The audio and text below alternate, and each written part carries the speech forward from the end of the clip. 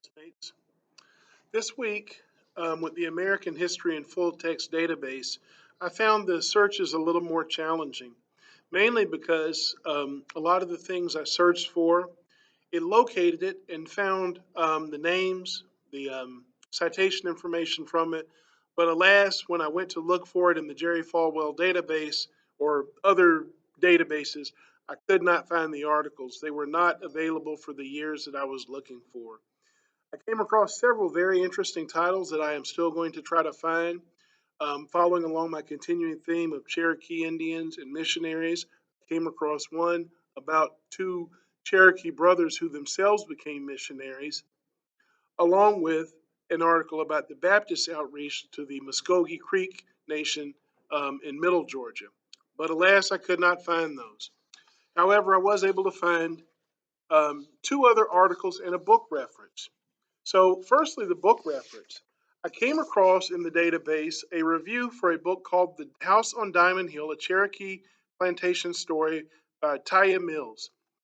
This is referencing the Chief Van House, which is a museum and a restored plantation house operated by James Van, who was half Cherokee um, and a prominent person within the Cherokee Nation.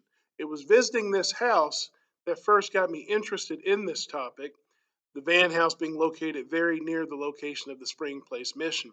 And while I could not find the full text of the book, this this book review, helped me find the book, and I have downloaded it now, and I am currently reading it, and I find it extremely interesting.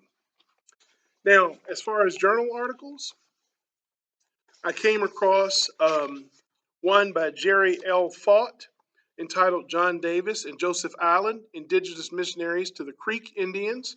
This was another case of native missionaries, not to the Cherokees, but to the Creek Indians.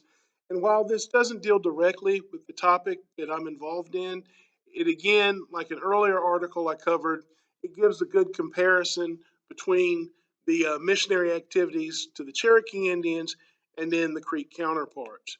The Cherokees had very specific um, requirements for their missionaries. They saw it more as a way to help them assimilate into Western culture as much as getting the spiritual benefits from it. So it'll be interesting to compare that to the Muskogee Creeks, who maybe were interested more in the spiritual aspects of it more than a plan of necessarily assimilation. The final article, and I found this one the most interesting of all of them, at least this week, was by Keith Murray, and it was entitled John Heckenwelder's Pieces of Secrecy.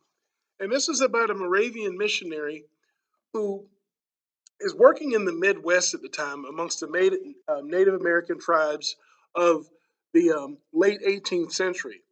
And what this article points out is that oftentimes these missionaries were some of the only people to approach these natives on their own terms and give us detailed records of what their life was like before, I guess you would say, complete contact with European society.